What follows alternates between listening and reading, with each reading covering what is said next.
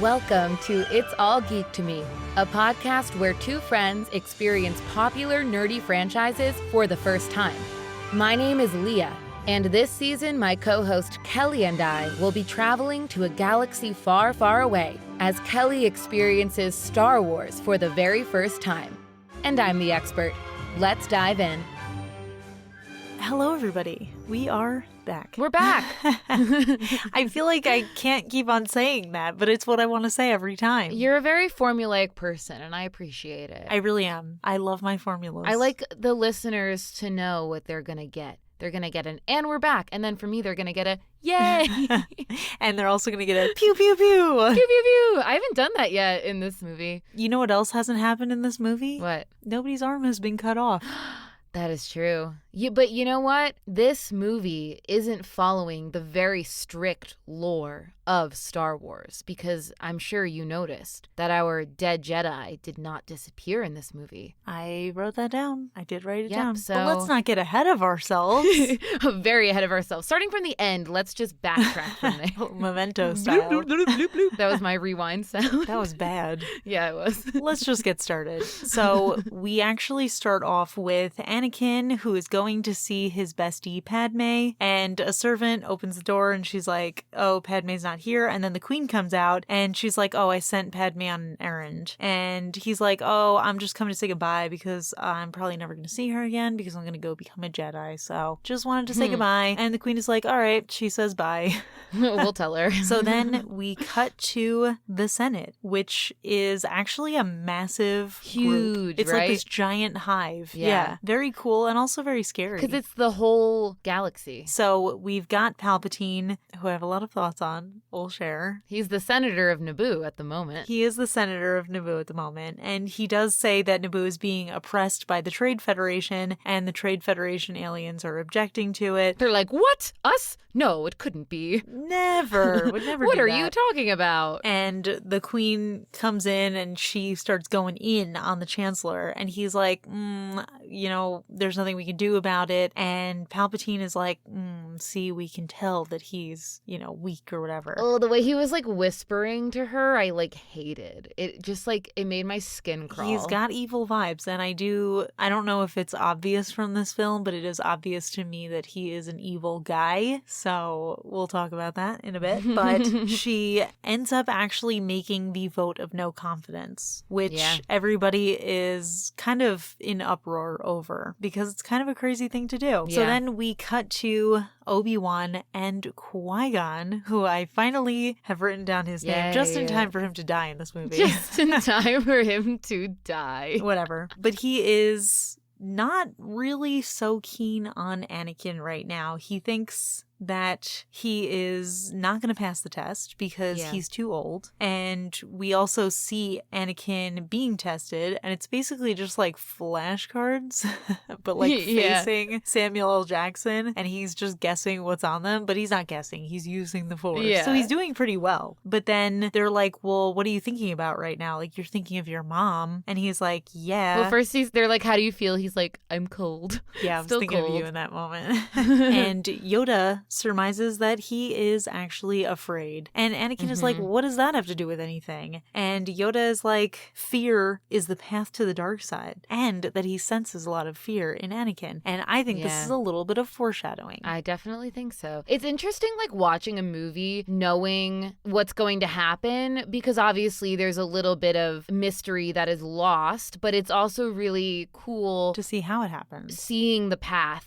seeing how we get there. Absolutely, yeah. I love that. I think that's what makes a prequel so interesting is you know the end result, but you don't know how it's going to get there. So meanwhile, we see the queen looking very forlorn. She's looking out the window, and Jar Jar Binks I decided in this section that I don't like him. He's actually super annoying, but he's basically asking her, like, do you think the planet is doomed? Because he's like, are all your people going to die? And she's like, I don't know. And he's like, are all my people going to die? And she's like, I don't know. And then he actually makes an offhand comment about how they're not going to go down without a fight because they have a big army. So I thought that was interesting. Also, little fun fact about Jar Jar Binks. now that the film is over, he was so poorly received by audience members. Like, he was supposed to be a part of the main crew. Oh, really? He essentially disappears from the next two films. He has a very tiny role. I'm kind of fine with that. I'm not even sure if he talks again. I am pretty fine with that. I think he's super annoying in this section. I thought he was funny for a while, but now I'm like, dude, he's so annoying. And I personally hate the Gungan and the droid battle with a burning, fiery passion, which I'll save for the end of the episode. Don't get ahead of yourself here. So I hate all of that. So then we find out that Palpatine has been nominated to be a Supreme Chancellor, which is no surprise to anybody because we knew that he was doing his shady political stuff. Yeah, you predicted that last episode. I actually have another thing now, and I think it was basically confirmed to me, but at this point I was like, oh, so he's the hooded guy. He's the bad guy. Because when he was sitting there, he was just making the same mouth movements, I think, as the hooded guy was. So I think that was him. Interesting. And the queen is not, like, really on board with it. Basically, she's just like, by the time that you're the chancellor, stuff's gonna happen to my planet, and I just can't afford for that to happen. And he's like, oh, we'll get the sympathy vote. So he's, like, already not caring about what's going on. He's just kind of caring about the power, which is not 100%. Good. And then the queen says she is going back to Naboo. And he's like, well, they're gonna just immediately force you to sign a treaty. And she's like, well, I'm not gonna sign it. So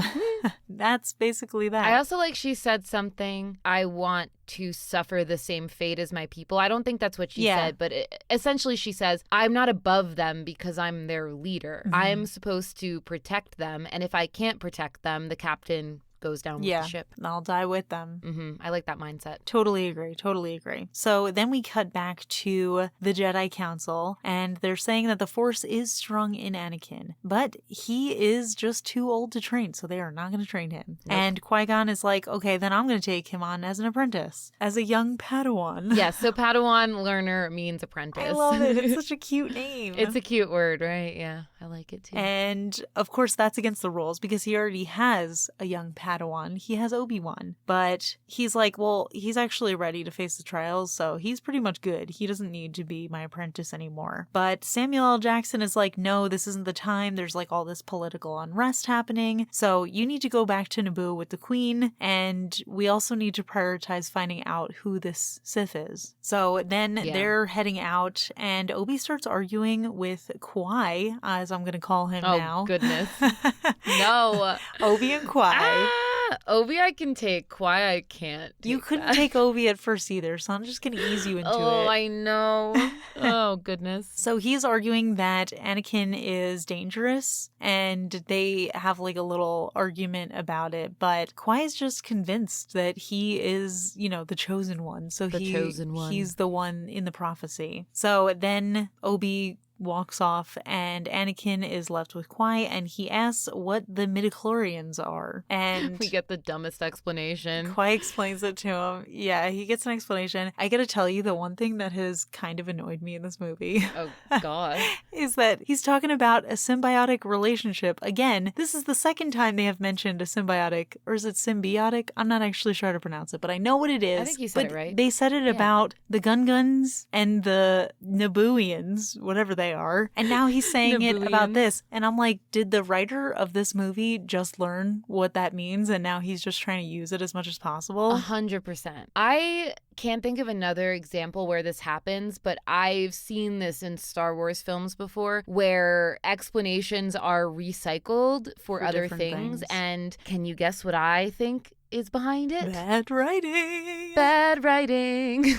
It's not a podcast episode without Leah singing bad writing and going pew, pew, pew, pew. But also him explaining the midichlorians. I'm like, why do we need this explanation? Because it just, I feel like, loses its power almost. I have to strongly disagree with you on that, though. I can't believe when magical things are explained by science. I love that. I don't always love that. Just because for me, I love the interpretation that you can come up with it on your own. Like, you don't need the answer. We can like discuss it and be like, what does the Force mean to you? What does the Force mean to me? But now we can't. Okay, well, in your philosophy class, you can talk about what the Force means to you. Thank you so much for bringing up my philosophy class. We will be meeting. But in my science class, we're going to be learning about the mitochondria, okay? Listen, I love science. Don't get me wrong. I love science.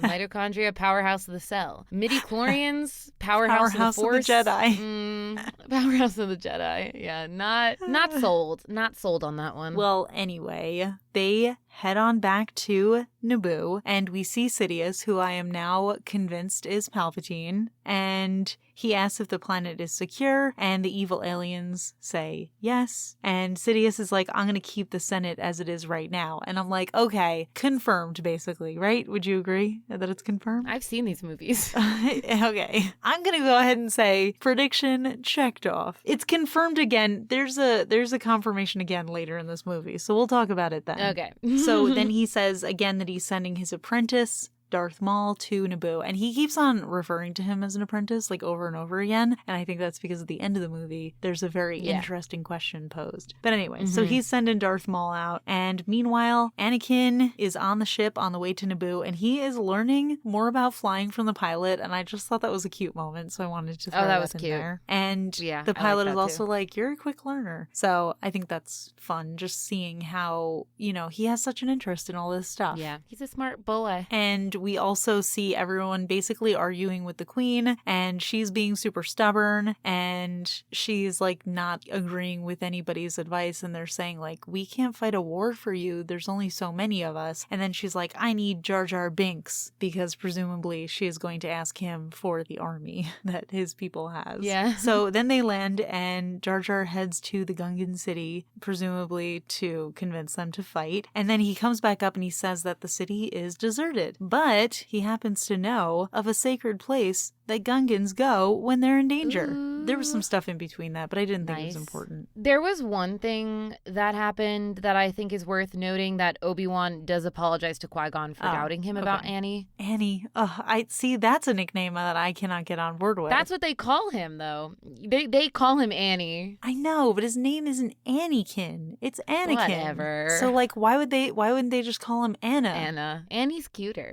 Disagree. I mean, Annie is a cute name, but not for Anakin. I like it. Get used to it. So they go to the sacred place, and again, there's some moments of these movies that hold a lot of tension as you try to figure it out, like me trying to figure out if Palpatine is the evil hooded guy. But then there's also moments where they're like, oh no, could they be at this place? And then it cuts to the next scene and they're like, yep, they're at this place. So that's what happens here. Yeah, pretty much. They find them immediately. We cut to it and yeah, they're there. So what was even the whole point? I think the whole point was because they didn't want to have a whole show of the queen and her crew having to go underwater. So they're just like, oh, they're at this other place that's conveniently not underwater. This is a way easier to shoot at. And I have such a problem with this scene too. But let me explain what happens. This time I did notice the blubbering from the head Gungan. It was so annoying. So annoying. Really, so the big boss Gungan is not a fan of the queen, and she's like, I'm the queen and I need your help. And then freaking Padme pops out and she's like, I'm the queen and I need your help. That was my decoy. Sorry for lying to you, but I needed to protect myself. Okay, then why did you have her say I'm the queen first? What was the point of that? And also, like, you clearly use decoys literally all the time. So why now are you like revealing yourself to this Gungan out of all? Yeah, who's to say that this guy's not going to betray all of your secrets, first of all? Second of all, why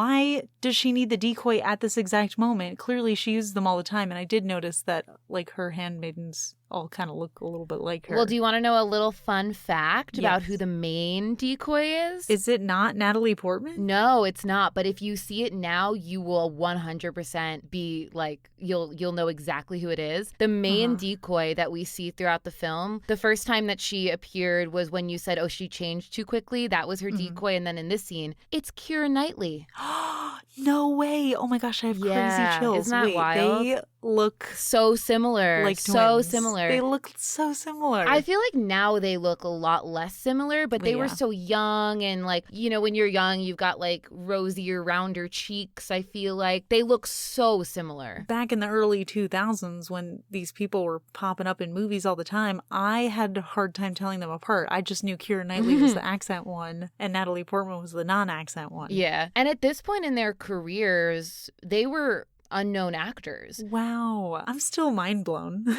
So, like, this is what's interesting to me, because my first time watching this film, I immediately knew that Amidala was going to be Padme. Like, I knew that they were the same person. I thought it was super obvious. I also didn't notice that it was Keira Knightley, and then I looked it up. There's another famous actress that plays one of her decoys. It's the woman from Bridesmaids, the one who plays, like, the friend that the main character doesn't like. I can't remember her name off the top of my head. I don't know that actress' name, but she does look a lot like the other two. Yeah, she ends up in the next film, I want to say. She's one of Amidala's people. But I'm curious, when this movie came out, if it was as obvious that they were the same person. See, but to me, they almost did too good of a job casting. Oh, yeah. Because I thought that it was the same person playing both characters. Yeah. I mean, sometimes it was Natalie Portman. Yeah. But sometimes it was Keira Knightley. Yeah. Like, I mean, I could tell, obviously, when she was in the meeting with the Senate, that was her, because she wouldn't send a decoy to speak on behalf of her country. Yeah.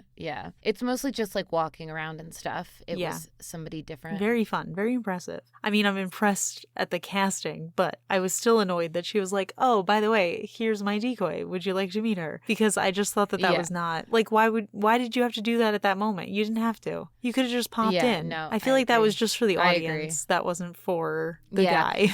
I think that there was a stronger way to reveal that, but, you know, they didn't. That's what they chose. Bad writing.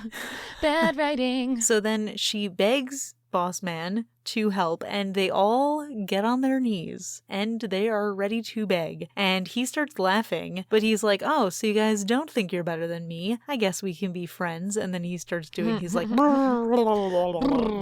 Yeah, so annoying.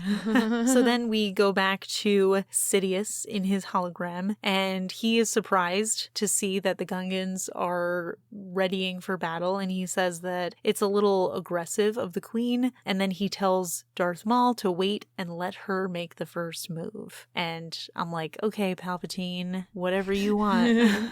So then, for whatever reason, Jar Jar Binks gets promoted to general, which I hated every moment of that. And every moment after that, I decided that I hate him. He does get annoying. Because why? At this point. And yeah, also, I agree. Why is he being promoted when he is so useless? Yeah, that's another thing where I'm like, you literally 40 minutes ago in this movie banished him, and now he's a general?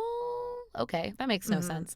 Yeah, so dumb. So then our queen, who is also the queen of decoys and diversions, wants to set up a little diversion tactic so that they can capture the alien man. And then without him, everything else will basically fall apart. So that's the plan. And then we have Sidious telling the aliens that they have to wipe out the Gungans. They got to wipe out that army. And he thinks that it's a stupid idea because he doesn't realize that they're actually a decoy, just like the queen's decoy. It's a great plan. It is a great plan. So then we actually get 3 different things being intercut basically for the rest of the movie, where 1, we see the queen and her crew trying to get to the Viceroy, evil alien man. We have Jar Jar and the Gungan army fighting the droids, and then we have Anakin doing his thing. All so of it. I'm just going to jump back and forth between those 3 scenes. So the army of Gungans approaches. They've got this big shield, and battle droids come out and they start firing, but the shield is holding. And then meanwhile, we've got the main crew. They're sneaking into the city, and I wrote, Anakin is there, WTF. I thought the same thing. Why is he there? Like, why would they even bring him at all? I mean, I guess it's a good thing they brought him because he ended up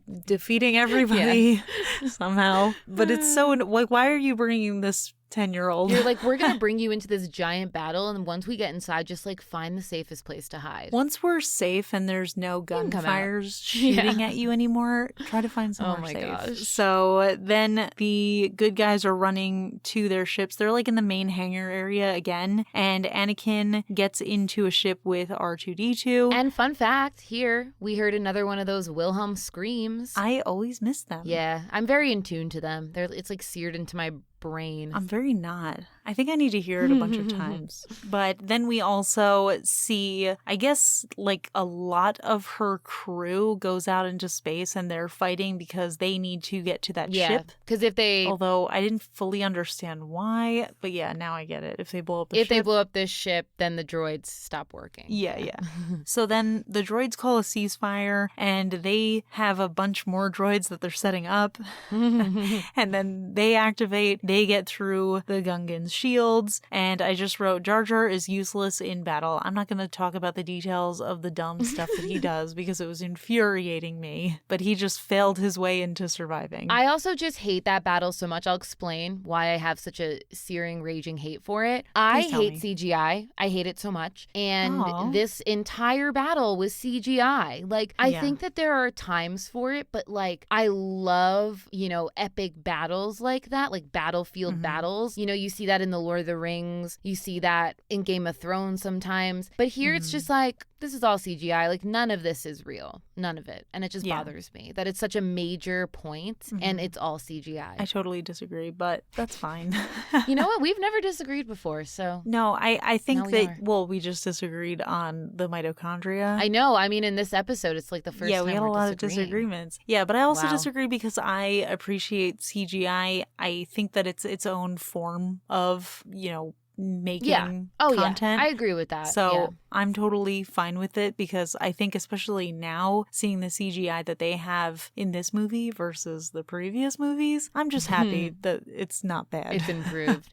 I just will always choose practical effects over CGI. Although that being said, I did hate the battle because I hate Jar Jar Binks now. And I just feel like it's weird because I see that this happens a lot in movies when there's a character that becomes incredibly lovable just because you can't tell, like, are they an idiot or are they this mastermind that's somehow fumbling their way into success? You know what I mean? And then after an audience latches onto that character, then they will just make a huge caricature of that person and they'll make them even more idiotic and even more crazy and even more stumbling their way into success. And I'm like, throughout the course of one movie, they made Jar Jar that caricature of himself. Yeah, that's true. So I hate that. So he was just super annoying. But cutting back to the Jedi and the Queen and her people, they are heading for the throne room, but Darth Maul is actually waiting on the other side of the door. So the Jedi run to go fight him. Maul actually has this really cool double-sided lightsaber, and they start a very cool lightsaber battle. I was actually wondering where this one ranked. Oh, it's the best one. That's your favorite one? This is number one, baby. Really? This is number one. I mentioned it in a previous episode that my favorite lightsaber battle was in this movie, but I didn't want to bring it up. I didn't want you to like be prepared for it because I figured you might not have remembered me saying that. But I didn't. This is another reason why I hate this movie, because Darth Maul is so cool, and that actor is an incredible fighter, and they kill him in one movie? Yeah. What? Yeah, that's why I hate this movie too. They literally ruin such a cool character. But you know what? Now he has this air of mystery around him, and you can create your own fan fiction about him. Well, as a matter of fact, he does appear again in one of the animated series. But I haven't seen that series yet. So we also see, and this annoys me too, because again, I think I mentioned it, I don't know if it was in our last podcast episode or if it was in the one before that, but one of the problem with children on screen is that they are written by adults. And so they are just so unrealistic sometimes. And Anakin just using his little battleship that he's in to just kill a bunch of droids, it annoys me. I will say though, I did love the one line that he said when he's like, Qui-Gon told me to stay in the cockpit, so that's what I'm gonna do. I thought that was so funny because he's out literally in space fighting this major battle. Like, this is not what he meant. Yeah, so the reason that he ends up in space is because the ship that he's in ends up on autopilot and they just fly off the planet into space. And I also did want to note that Darth Maul must be incredibly strong because he is taking on 2 Jedi at the same time. One, I guess, Master Jedi, right? And then one guy who's basically done with his training. Yeah, and he's doing all these cool, like, kicks and air maneuvers. This battle is so cool. I love it. And I also noticed that they are in another control room thing that's very similar to what has happened in the end of the previous movies. Yeah. I feel like the end of movie lightsaber battle is always in a room like this where there's all these like levels that you can fall down. Yeah, and these like platforms and things that you can be on. Fall off of.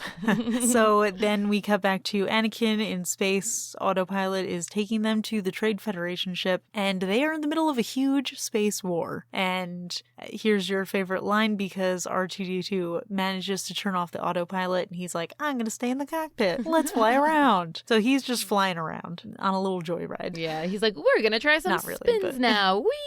Yeah. And then we see the Queen and her people fighting some droids. They jump out a window and then they use these grappling hooks to get to the top of the building, which they called them, I think, like levitating guns or something. Ooh, I didn't catch that, but I like it. They're basically grappling hooks, but they're in gun format, which is what these grappling hooks tend to look like in movies anyway. I don't know if they look like that in real life. I've never seen a grappling hook. Neither have I. Remember when Luke conveniently had a grappling hook in episode 4? But first he had to wait for that kiss. Oh yeah, he needed the kiss first, and then he could pull out his grappling hook. So then the lightsaber battle continues. Obi-Wan falls off of the platform. He's just hanging on, but he manages to get back up, and the battle continues on without him. He jumps up like a very high platform, which I would have thought was corny, but I didn't mind it in this instance. Yeah. And then I don't really understand exactly what happened here, because Maul runs into like a hallway, and then all these force fields pop up, and everyone's trapped in a different section of the hallway. Yeah, I think that they were just some sort of shield generators that got activated. But I love the tension that gets built because of it, because Qui-Gon and Obi are kind of like calm, and the way that Darth Maul is just like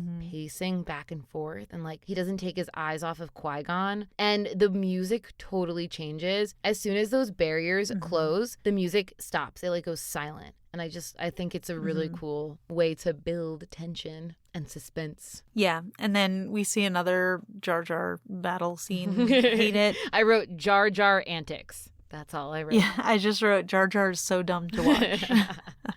We should compare notes someday. Then we also see the Queen and her crew getting surrounded by droids. Then we see Anakin's speeder getting hit. Is it a speeder? I don't actually know. I think it's just not a speeder ship. because it's in space. So his ship gets hit, they lose control, and then he manages to land inside of the Trade Federation ship, and then all these droids come running to him. Then we cut back to Darth Maul and the Jedi, and Maul's just watching, and then Qui-Gon is like on his knees, and I don't know if he's like using the Force to reopen them or what's going on with those force fields, but they do open again, and then they keep fighting, but Obi is still trapped behind another force field. And then we get a crazy moment because Qui gets stabbed. Did you think that was going to happen? I wasn't expecting it, but I thought that it was a very interesting mirror of how Obi-Wan died, because Luke was watching him in a very similar background battle, and then, you know, he died. So I was like, you know what, this isn't a surprise, because I should have expected that this weird mirror was going to happen. And then it also gave me a little bit new meaning to the fact that when Obi saw Luke, he let himself die in the original trilogy, because I was like, maybe this is a catalyst for Obi to become a Jedi Master, and maybe Luke needed that too. So, I don't know. Interesting parallel. Yeah. Oh, I like that. I like that thought. That's cool, even though, you know, they came out years before, but still. Yeah, I did think that was pretty cool. So then we cut back to Jar Jar Binks, and he gets surrounded by droids. He immediately gives up, even though there was some general guy who was like, whatever you do, don't give up. And then he was like, I give up. Yeah. So then the Queen heads over to Alien Man, and then the decoy queen pops up, and she's like, oh, I'm the Queen. Ha ha ha. Come this way. Haha. You should look runs And then the alien's like, that's the decoy. That was Keira Knightley. See, but wouldn't you think that that was the decoy, though? Like, why did he fall for that immediately? Yeah, I don't know. No idea. It was embarrassing. It was embarrassing. So then Padme goes into, like, I guess a little throne chair thing. She's got a gun. She hands one to her general. And then they finally surround Alien Man. And then Padme says, now, Viceroy, time to discuss a new treaty, which I thought was pretty cool. Yeah, I liked it. Very powerful. So now the force field that stops Obi from going to fight Darth Maul opens again, and Obi runs in. He starts fighting. He actually breaks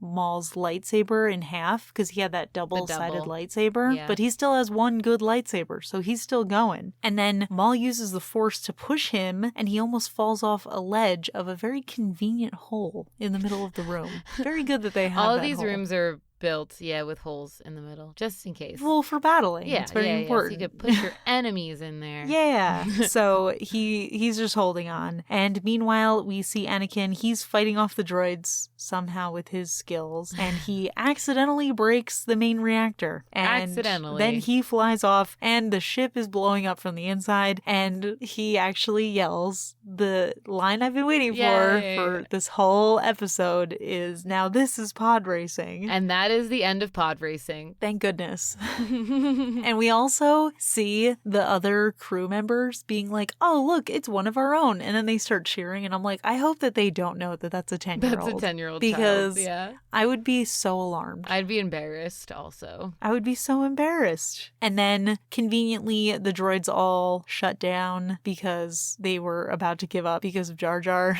And all the Gungans start cheering. Then we cut back to Obi, still a very tense moment. He is still hanging on. I forgot to mention, but Maul actually kicked his lightsaber off the edge and it fell down the long hole. Yeah. So he needs to get Qui-Gon's lightsaber. So he jumps up with his magic force powers. He grabs it and he slashes Maul. And he, I guess, dies because he just falls into the hole. And you're sad. He cut him in half too. Oh, yeah. Well, I noticed as he was falling, he split into two, but I didn't realize that he, like, fully cut him in half. Yeah, he cut him in half. And he died. Yeah, I just feel like killing Darth Maul was such a waste of a character, but at the same time, I also do sort of understand it, but I can't speak more on that. Well, I have to say, I think we have seen some supposedly iconic bad guys who did not last very long, like Boba Fett, who was in the movie for a grand total of maybe 5 minutes. Hey, well, we're in a prequel now. Who knows? Maybe we'll see Boba Fett again. That's true, because a lot of people are into Boba Fett, and I'm like, I don't understand. Yeah. Because he was in the movie for 5 minutes. Yeah, well, we'll see. So then Obi runs to Qui. He's still alive, but he says it's too late. And I'm just waiting for him to disappear. But I guess he just never disappears. Nope. And then Qui is like, promise me you'll train the boy. He's the chosen one. He will bring balance. And then Obi is crying for him. And I felt so sad for him. Yeah. I feel like I don't fully understand the relationship between an apprentice and a Jedi Master. But it obviously is a very strong bond. Because Yeah, for even sure. Luke and Obi, you know, he felt such a powerful connection to him, even though they didn't really know each other for that long. Yeah. So I can only imagine how Obi must feel. And I also think like the helplessness of it, that he watched that battle but couldn't do anything. Yeah, that's tough. That was a hard foe though. Darth Maul, he's a baddie. And it's impressive that Obi even managed to kill him because he was fending off 2 Jedi at once. Yeah, I think he just caught him off guard was the way it happened. Yeah, fair. So then we cut back to the Queen sending evil alien man back to the Senate to explain what happened. And I'm so annoyed because why didn't she just kill him? But I guess she's a good guy and she's not going to do that. Yeah, he's got to go to jail or something. Yeah. And then Palpatine thanks Obi-Wan for helping, and he says to Anakin, we will watch your career with great interest, which is something that I see as a gif all the time. Oh. I don't know in what context. I don't remember, but I don't know I either. have seen it before. And then it turns out Palpatine won the election. Woo. So he's the chancellor, and he says, together we will bring peace and prosperity. And I am very suspicious of him, especially the next time we see him. But before that, we see Obi-Wan arguing with Yoda because he wants to take Anakin in as an apprentice. And Yoda is like, no. But then he agrees. Immediately. So that's that. Yeah. No tension. He's like, the council says no. And then Obi's like, but why? I want to train him him, Qui-Gon said. And he's like, you know what, actually, the council says yes. Because I just conferred with them in my brain. All right, do it. It's like, all right, whatever. Train the kid. I don't care. So then they burn Qui-Gon's body, and I wrote, why didn't he disappear? What a question. Because he didn't. Also, Obi looks kind of sexy in this scene also. I just have to call it out when I see it. You keep saying that, and I cannot agree with you. I do not think that's an attractive character. Oh, I think that Ewan McGregor is so cute. Nope. Okay. Third disagreement of the Yeah, we section. are disagreeing a lot. I know. So Anakin asks what's going to happen to him, and Obi is like, oh, I'm going to train you, young Padawan. Just kidding. He doesn't say that, but I wish he did, because it would have been great. And then Samuel L. Jackson is talking to Yoda, and he's like, the attacker was definitely a Sith. And Yoda's like, there are always two, a master and an apprentice. And Samuel's like, well, which was he? Was he the master, or was he the apprentice? And then it cuts to Palpatine. So I'm like, okay, that's confirmed, right? I think that was the confirmation. And also think about, like, if we're going back to 4, 5, and 6 with Darth Vader and the Emperor, that was their relationship. The Emperor was the Sith master and Darth Vader was the Sith apprentice. But I still can't help but think that Palpatine is the bad guy. He's Sidious, but I think he is also going to later become the Emperor. It's possible. Did you make this That's what I official prediction? We already got one that you got right, that Padme and Amidala are the same person. Well, my second prediction was that Palpatine and Sidious are one and the same, but now I'm going to take that prediction even further because I feel that it was all but confirmed, and I'm going to say that he is also the Emperor. So I'm going to think all three of those characters are one. I like it. And then we see the final scene, which is a big old parade for the Gungans. Celebration! And the Queen presents the boss man with a big orb, and he yells, peace! It's the peace orb. Which is great. Yeah. It's the peace orb, and he wants everybody to know, so he yells, peace! Did you notice Annie's hair? I wrote it down. I knew you were going to say it. Yeah. But did you also notice that Obi doesn't have the braid anymore? So, yeah, that hairstyle is the Padawan hairstyle. And that is what you were dying to tell me. Yeah.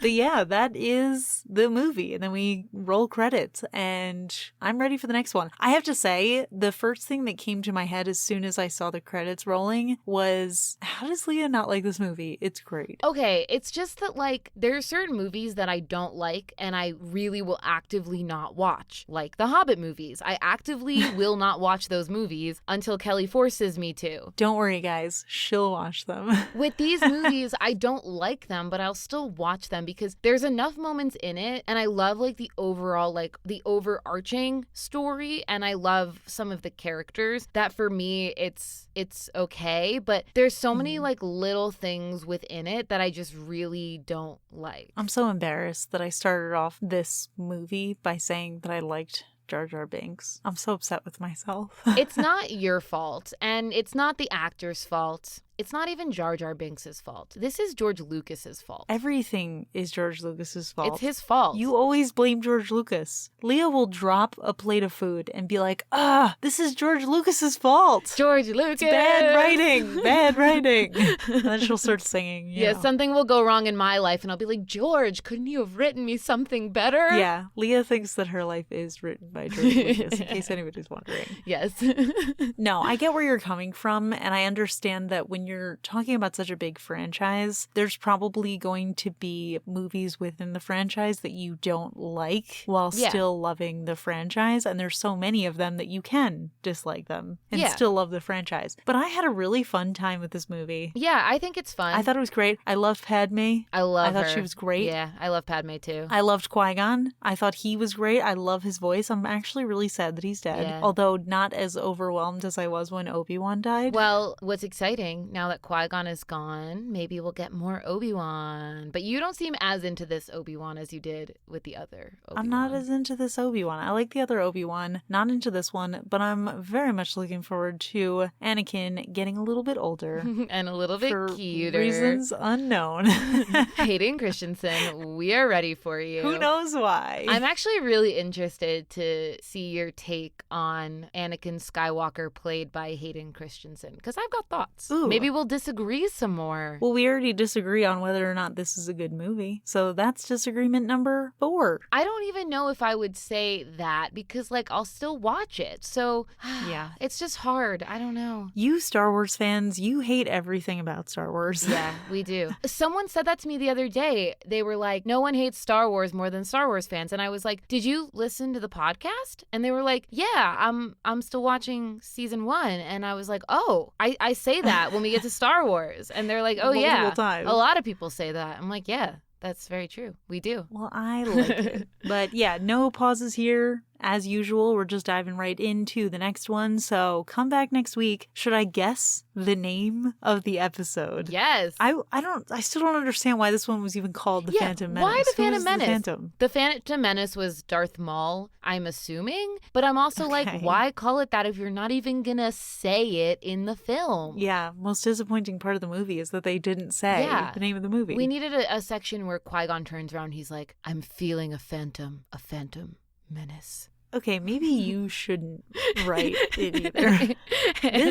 This is coming from the person who said that this is bad writing. Listen, and she just came up with that. We just needed the name. That's all I was asking for. Okay, we'll come back next week for episode 2. Deuce Bigelow? European Gigolo? I don't know. Never saw that movie. Well, it is called... I have actually no idea. It's got to be something about the Sith. It's got to be like, I don't know, like a fancy way of saying like the comeuppance of the Sith, but not the comeuppance, because that would be a terrible comeuppance of the Sith. Could it potentially be the Revenge of the Sith? Yeah, that sounds good. That sounds like a movie. That's episode 3, baby. Well, comeuppance is revenge, so technically I am right. The comeuppance of the Sith. The second one is called Attack of the Clones. The Clone Wars. The Clone Wars. Remember the Clone Wars? You served my father in the Clone Wars. Help us, Obi-Wan. You're our only hope. Oh, yeah. I was like, wait, where do I know the Clone Wars from? One of the animated series is called The Clone Wars, but it's also, we've heard it in episode 4. I've tried to say goodbye like 4 times now. You can't say goodbye to me. Sorry, more singing. I'm saying goodbye now. Goodbye, everybody. Roll end credits. Goodbye. See you next week. You've been listening to the It's All Geek to Me podcast, hosted by Leah and Kelli. Make sure to hit subscribe in your favorite podcast player and give us a rating. You can also follow us on Twitter at All Geek Podcast. New episodes drop every Thursday. See you next week.